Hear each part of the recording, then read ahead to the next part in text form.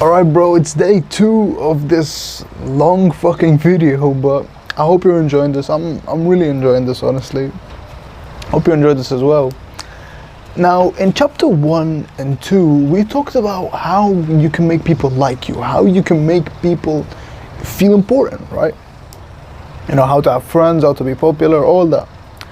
Now, chapter 3 and 4 are all about how to influence people, how to win people to your way of thinking. That's what chapter 3 is all about, is how to win people to your way of thinking. So how to convince people of something. And this is really, really, really good if you have like a business or you want to make money in the future, which I know you really want to. If you really understand this, you will make millions in the future, I promise. Bro, so the first principle of chapter 3 is the only way to get the best of an argument is to avoid it. The only way to get the best of an argument is to avoid it. Avoid arguments, my friend. Please, please, please avoid arguments. Bro, avoid arguments. And I'll tell you just a little fact about people. People always keep their opinion. They never, ever like being told they're wrong, right? They never, ever like to change their minds, right? So the only way to get the best of an argument is to avoid it. Don't try to win arguments. Don't try to, beat someone or convince him of something through arguing. It doesn't fucking work. Please, bro, understand this principle. Like, this took me years to realize. Like, let's say I'm convinced that, cats are better than dogs, and you're arguing with me that dogs are better than cats. Let's just say that as an example, right? Now, me and you, we keep arguing, and you keep like showing me like studies about, actually dogs, they poop less or they eat less, or you just show me so much evidence that, dogs are better, right? You just keep showing me, dogs, they don't eat as much food, they don't make a whole mess, they don't, scratch you as often, they love people more. You keep showing me evidence that dogs are better, right? And you finally, after hours and hours, I tell you, you know what? Fuck it, dogs are better than cats, right? I just tell you that. Now, you would think that you have convinced me by hours and hours of arguing that dogs are better, right? But the thing is, I am even more convinced that cats are better than dogs. You know why? Because my feeling of importance is now in that opinion. I will never let go of my feeling of importance for someone else. You see what I mean? So, you see what I mean? Like, my ego, my sense of self is in that opinion, so I will never let go of it. In fact, I'm even more convinced, and I will hold onto my opinion even more, because my ego is in that. Is in this example, cats are better than dogs, and in my example, right? So even if you keep arguing with someone, you keep arguing for hours, and he tells you, you know what, I'm convinced that you're right, he will be even more convinced that his initial opinion was right, because his ego is telling him that. His ego is on that opinion. His feeling of importance is on the line. So he will never let go of that. So please avoid arguments. Like, I used to argue so much with my brother, with my parents, with my friends, and it was a complete waste of time, because first of all, it would take hours and hours of mental fatigue, and it would just like hurt my brain. But second of all, I wouldn't even convince anyone. It never ever worked for me to convince someone by arguing. It never works. So avoid arguments, bro. Avoid them. They destroy people's feelings of importance. They destroy you making friends. They're making you lose friends. And second of all, they are not gonna convince the other person that you were right. So don't argue, bro. Please avoid arguments like you avoid rattlesnakes, like you avoid stray dogs in the street. Avoid them. You know, I'll actually tell you a story here. Now, I used to argue with my brother a lot about like God, about God's existence. You know, does God exist? Like, he used to keep telling me, no, like the Big Bang is real, or the evolution is real, and all that. And I would tell him, no, God exists. God is what created the whole world. And I was so convinced that my opinion was right? So, and of course, he was also so convinced that, you know, the Big Bang was real, and that, you know, the universe has like hydrogen and all this, you know, Big Bang theory and all this stuff, right? So I was convinced that God is what created the earth, the universe, and he was convinced of the Big Bang. And he would always come in my room. I love my brother, by the way. I love my brother to the fullest, right? But this is what would happen. He would enter my room and we would sit and we would just argue for hours and hours and hours and hours. And at the end, you know, I would just tell him, you know what, the Big Bang is right. You know, the Big Bang is right, because he would keep telling me, you know, scientific evidence and all that. I told him, you know what, the Big Bang was right. But inside what I was feeling, I was furious. And I was even inside, even more convinced that God is what created the earth, because not only was that my opinion, but now my ego's on the line. Now my feeling of importance is on the line. So of course I'm not gonna let go of that because my brother's arguing with me. You get what I mean? So every time he would argue with me that the Big Bang is real and all that, I would just be even more convinced that God is what created the universe. And whether I was right or he was right, it doesn't matter. This is just a story, but I'm just showing you that arguments don't work. They don't work at all. Alright, so avoid arguments. And actually, after I read this book right here, the book How to Influence and Influence People, after I read this book, you know what I would do? My brother would enter and he would tell me, I don't believe in God.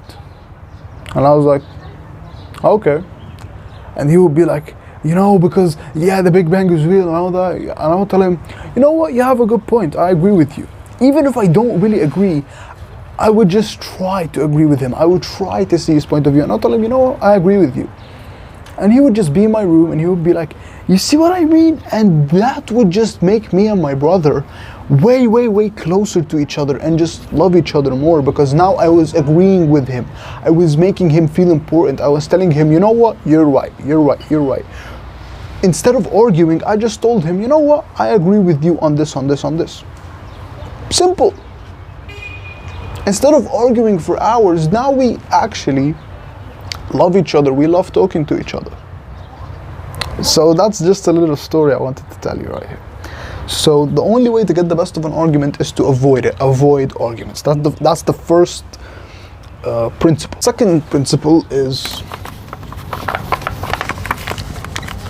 and this goes hand in hand with the arguing one, is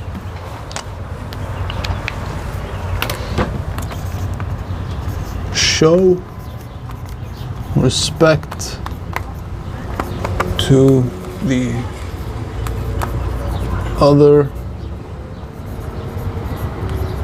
person's opinion. Never say you're wrong. So show respect to the other person's opinion. Never say you're wrong. This is a big one.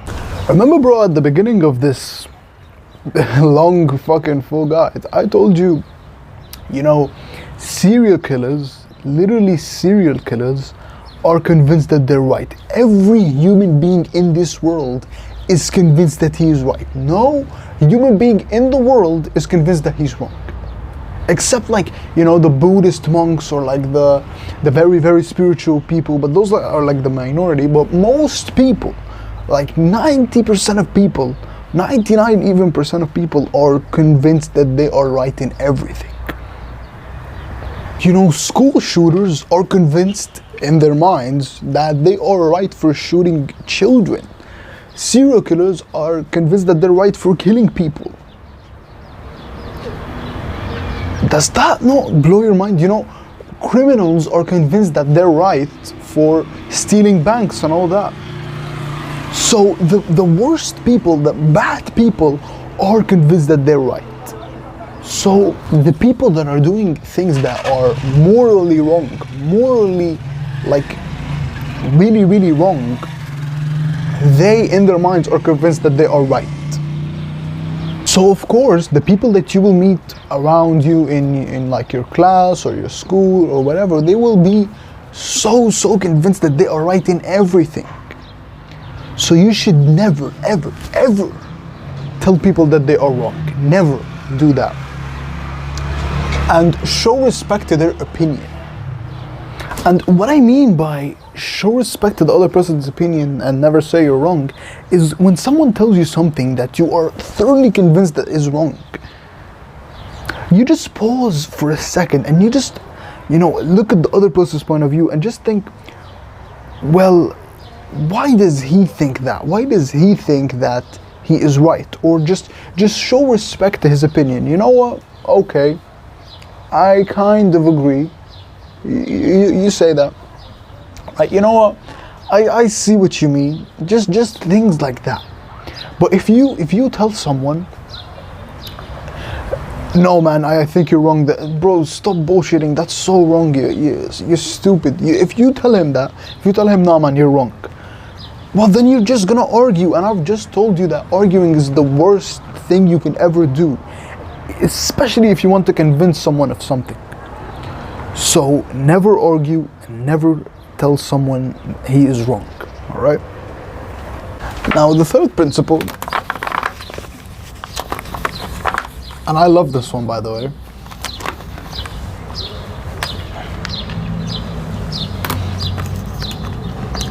If you are wrong, admit it quickly and emphatically. If you are wrong, admit it quickly and emphatically. I love this.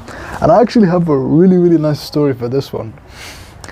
So last year in 9th grade, I was like a massive troublemaker. I used to do so many like stupid things and just say some stupid words or just fight with someone.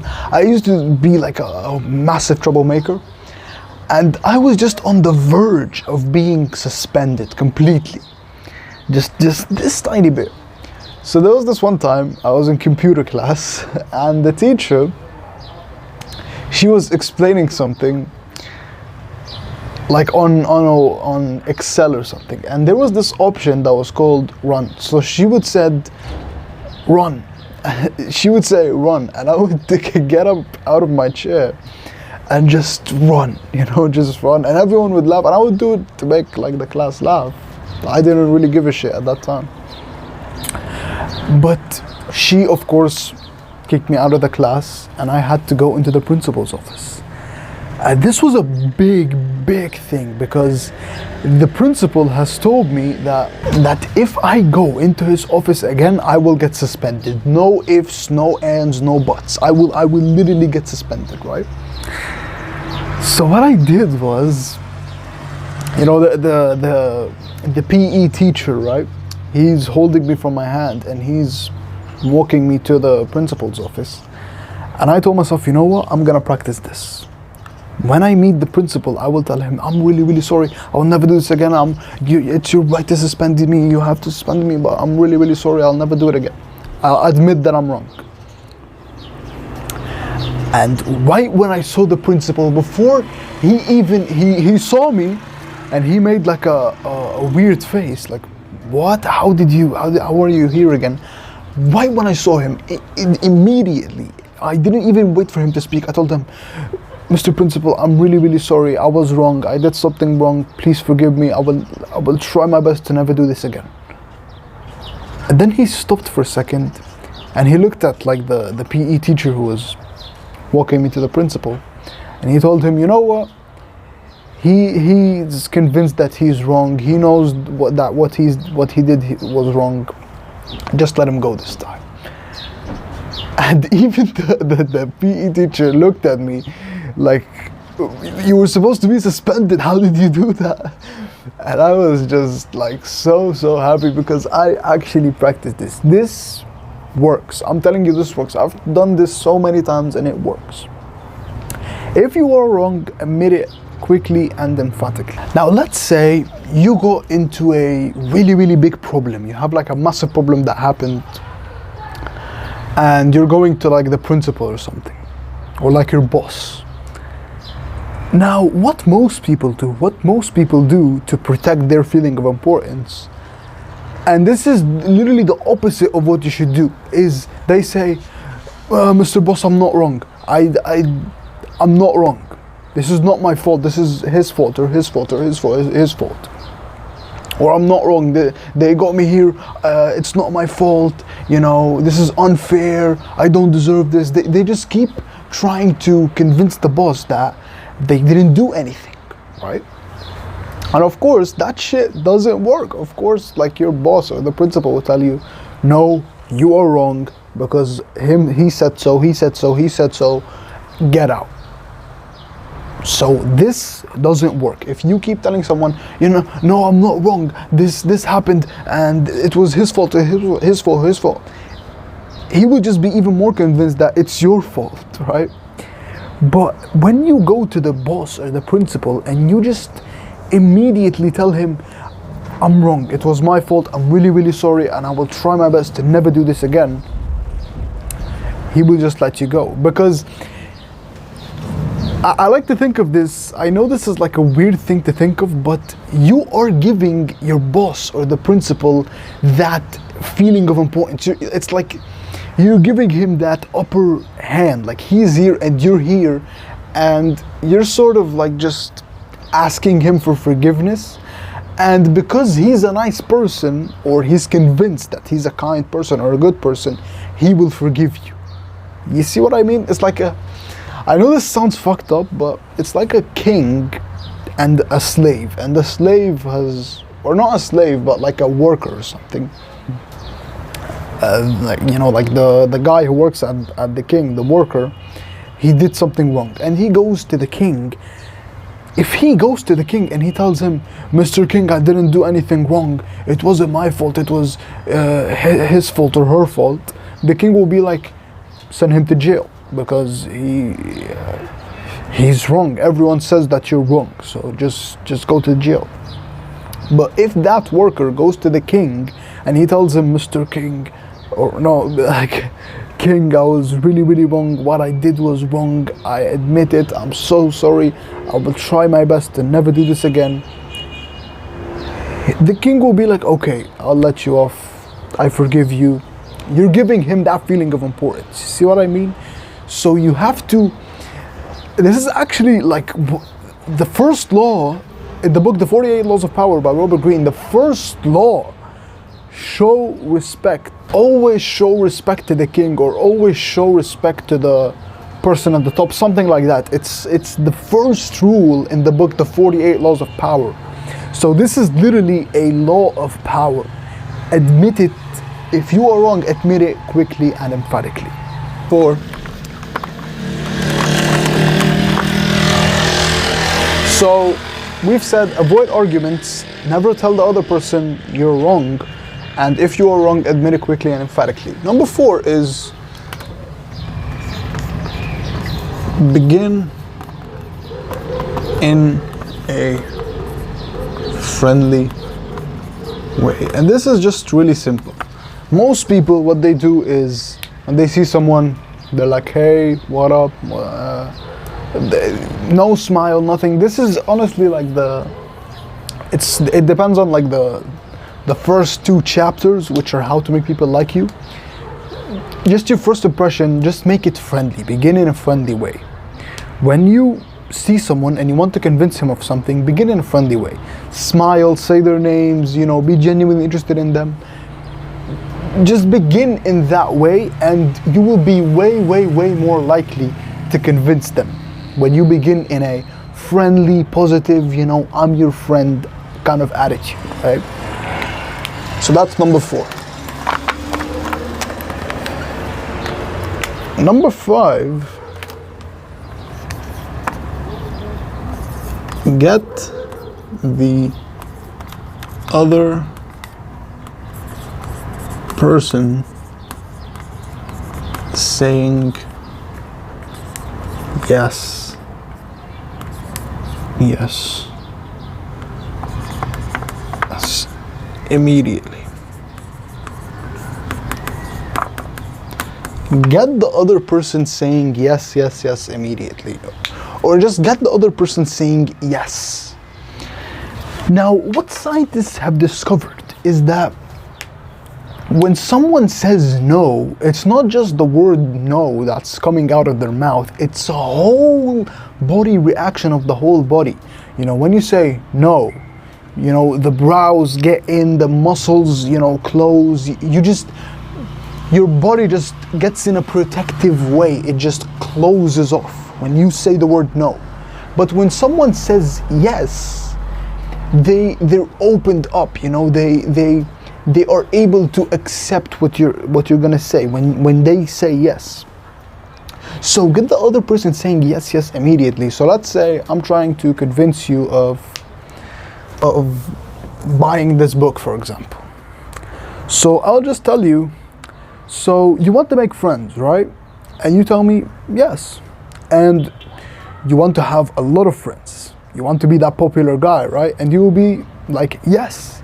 And you want to be that guy just everyone loves, and you'll be like, yes. And I'll tell you, and of course you want to help people and be that influential person who can convince anyone of anything, and people love you for it.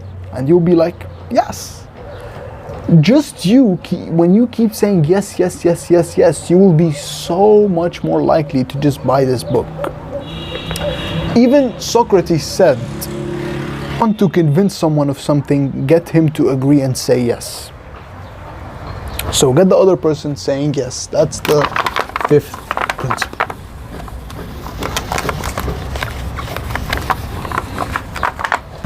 All right, number 6. Let the other person do a great deal of the talking. And this basically just goes back to the first 6 principles to make people like you, which are literally the most important things in this whole guide and in this book. Like the 6 principles to make people like you is, if you want to convince someone, just listen to him. Let the other person do a great deal of the talking. Just let the other person talk. I can't tell you how many times, people, when you just listen to them and they're speaking about something that's a counter argument to what you're saying, or they don't agree with what you're saying, and you just keep listening to them, they just automatically get convinced of what you said. Like there was this one time I was talking to one of my friends, and he was like, hey, don't be friends with that guy, right? So I told him why, and he just kept talking, and I just listened. I didn't say anything to try and convince him or anything. And I just listened to him, and he was like, yeah, because he's arrogant, or he's cocky, or he's whatever. And he just kept talking and talking and talking, and I just listened. Even when I wanted to interrupt, I told myself, you know what, just listen to him. All right? He just kept talking and talking and talking, and he was like, you know what, but also, let's call this kid Bob. You know, but also Bob, he has some good qualities, honestly. Like, I agree with you. He's funny. He's a sarcastic guy. He's friendly. So, yeah, if you want to be his friend, go ahead. And I was shocked. I didn't even say anything, and he told me that. I just let him speak, because when you speak to someone, people are like, you know what, this guy, he's been speaking to me all this time. This is what people subconsciously just realize. He's been listening to me all this time, and he's been making me feel important, and I really, really like this person because he's been listening to me all this time. I'm convinced that what he's saying is right. Because another book, I'll make a full guide on this book as well, book by Robert Cialdini, The Third Principle of Influence. He has 6 principles of how to influence people. The 4th principle, I think, is liking. Is when we like someone, we just say yes to them. They can convince us of anything if we actually like someone. And when you listen to someone, they like you, so they are convinced by you. See what I mean? So let the other person do a great deal of the talking. Just listen to the other person, and it works. If you just listen to the other person, he will just be convinced by what you're saying. I know this sounds counterintuitive, but it literally works. All right? Let the other person do a great deal of the talking. All right, now principle 7, and I absolutely love this one, boys. And this is so fun, honestly, like, and this works, this convinces people, is let the other person feel that the idea is his or hers. Let the other person feel that the idea is his or hers. No one, and I mean no one in the world likes being told what to do, man or woman. No one ever likes being told what to do. No one likes to be told, read this book. No one likes to be told, you know, wash this sink, you know, wash this table, you know, get me this marker. No one likes to be told what to do, because it makes us feel not important. It makes us feel like we're slaves. Like, we don't like being told what to do. No one in the world likes being told what to do. But we love feeling that the idea is ours. We love to feel that what we are doing is our idea. So this is another way that you can convince people, and this is powerful, is instead of telling people commandments, tell people suggestions. And I'll give you a great example of this. So let's say you're trying to convince one of your friends to start exercising, right? So if you want to convince him, instead of saying, you know, go to the gym, or work out at home, or do 3 sets of 10, or all this, instead what you do is you give suggestions. Oh, you know, you could go to this gym if you want to socialize and you want to interact with people. Or maybe if you don't want that and you want to be more consistent, you can start training at home, right? If you don't have any equipment, maybe you can buy a pull-up bar, or you could actually do this, or you could actually do this other thing, or maybe we can do this. Suggestions, right? You keep giving him suggestions, and you make your friend have his own conclusion. Your friend will be like, you know what? I think I'll go to the gym, you know, because I want to work out and be healthy and all that, but I also want to socialize with other people and be around other people. That's how you do it. You just, instead of giving people commandments, give people suggestions. This also goes in the, like, the king and the prince dilemma. Like, The prince, or like the normal guy, can't tell the king to do this, because this is how everyone sees himself. Everyone sees himself as the king. So the king cannot be told to, you know, do something. You can't command the king, but you can suggest the king. So this guy can tell the king, you know what, go and attack Poland, or go and conquer, you know, Egypt, or go and conquer England. He can't, you know, tell him, command him to do something, but he can suggest something to the king. He can tell the king, you know, we could go and conquer Egypt because they have a lot of cotton and they have a lot of population, so that you will have a lot of power. Or you could actually go to England because they have a lot of resources, you know, things like that. He can keep giving the king suggestions, and the king will be like, you know what, I think I'll go and conquer Egypt. So this normal guy has convinced the king to do what he wants by suggesting. See what I mean? So suggest instead of commanding. That's the 7th principle. Boys, number 8 is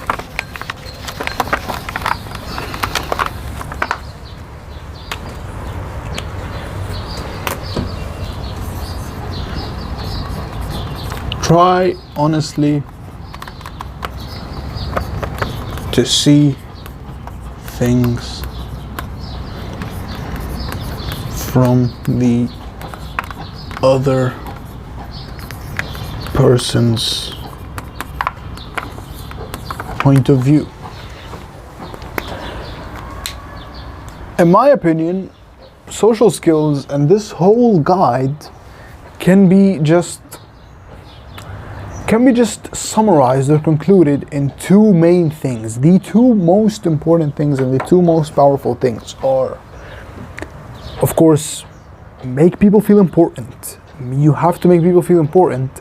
And the second thing is, look at the other person's point of view. These 2 things are the basis of social skills. These 2 things, if you just do these 2 things, you have mastered social skills. Just make people feel important and look at the other person's point of view. And try honestly to see things from the other person's point of view is literally what winning friends and influencing people is all about. Is seeing things from the other person's point of view, is putting yourself in the other person's shoes. The only way to influence someone is to look at what he wants, is to look at what the other person wants. And I'm gonna be honest with you, this is what I do in my YouTube videos. Like, instead of telling you, just go to the gym, build a good physique, I tell you, if you want to get girls, if you want to be the guy who girls are obsessed with, who girls just literally lost over, build an aesthetic physique. It's the single greatest way to be more attractive to girls, and that's actually a proven fact. That's literally the single most important, the most single greatest thing to be more attractive to girls is to build an aesthetic physique. But if I just told you build an aesthetic physique, you wouldn't give a shit. But because I look at your point of view and I know what you're thinking, because I was exactly like you, I can convince you, you know?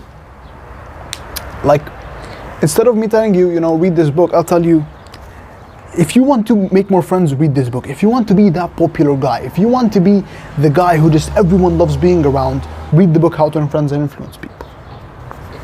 Right?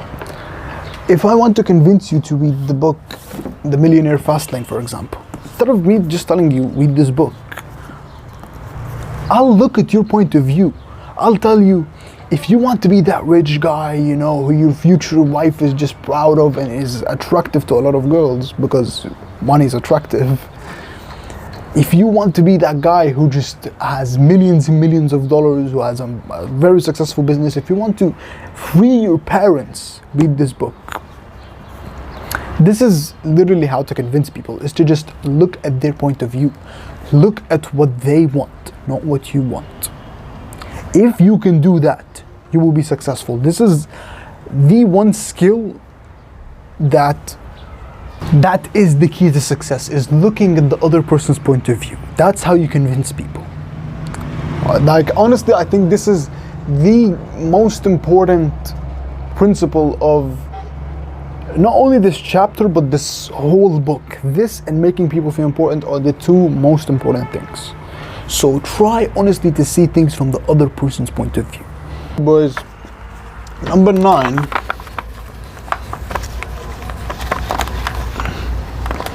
is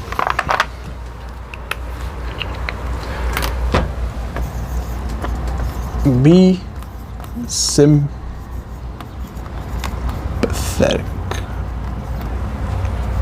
Be sympathetic to the other person's ideas and desires. We all crave sympathy. We all crave that one person that just feels for us, that just understands us, that just, gives us that pat on the back, that just loves us, that sympathizes with us. We all crave that person, and the one person who is sympathetic to other people, people love. People will be glued to you, and you can convince other people of anything you want. Feel for the other person, like feel for them, put yourself in their shoes, be sympathetic with other people. Like, people care way more about that little splinter in their thumb than literal wars and starving children all around the world. So be sympathetic with people's ideas and their desires. Feel for people. That's an important thing that we are missing in this day to day. All right, so be sympathetic to the other person's ideas and desires. Now, number 10 is appeal to the nobler motives. I know you probably don't understand what this means, but I'll explain it. This is actually extremely underrated. I don't know why people don't do this, but it literally works. And this is actually one of the 6 principles of Robert Cialdini's book, Influence, on how to influence people, which is consistency. Now, I'll give you an example here. Let's say I went up to you, and me and you were friends. This is a bit manipulative, honestly, but I'll give you like a good example. If I went to you and I was like, I want $10. Can you give me $10? You'd be like, should I give him or should I not? But if I told you, I went up to you and I told you, hey man, you're a really kind person, you're a really nice person, can you give me $10, bro, please? You would be way more likely to give me the $10, because now I have given you a identity to live up to. I've given you a character that you should live up to, right? This is what Robert Cialdini talks about in his book Influence, is consistency. Giving people a consistent identity that they should live up to, right? This is manipulative. You can say this is a bit Machiavellian. Okay, fine, but it works. It works if you want to convince people. All right, boys. Number 11, bro, is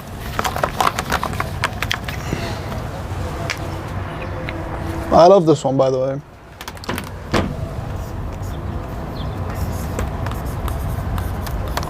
Dramatize your ideas. Now, what the hell does dramatize your ideas even mean?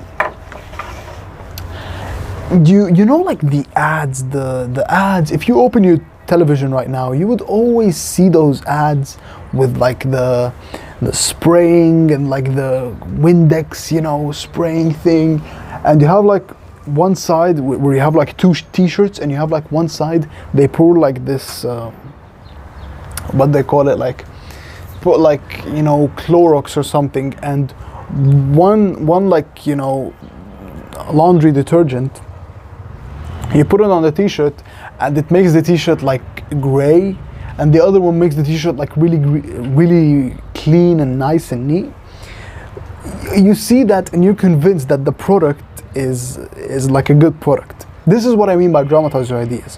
Why do you think I have a whiteboard here? Why do you think I have all these books up here? Why do you think I have the book How to Influence and Influence People?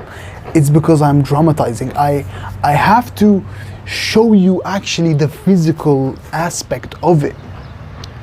All right, like imagine if I said at the beginning of this video, the book How to Influence and Influence People changed my life. You can't even see the book. You can't even see the book, so how are you gonna, be convinced that this book that you can't even see and I don't even have in my video just changed my life, versus me saying, boys, the book How to Influence and Influence People, bro, it totally changed my life. It made me that popular guy. This book is amazing. Now you can actually see the book. I've dramatized the idea, right? This is what they mean by dramatize your ideas. Like, by you seeing all these books, even if you don't realize it, you are convinced that I am a way smarter person. And I'm not smart at all, I'm a dumb motherfucker, but these books show that. They dramatize all of my ideas, all of the things I say here. When you see these books, you're like, oh yes, he has all these books he's read, and honestly, I've read all these books. But you're convinced that, yeah, he's read all these books, he must know what he's talking about. See what I mean? So that's what Dale Carnegie means by dramatize your ideas. All right, the last principle of this chapter, and this is the longest chapter, but it's a really nice chapter, is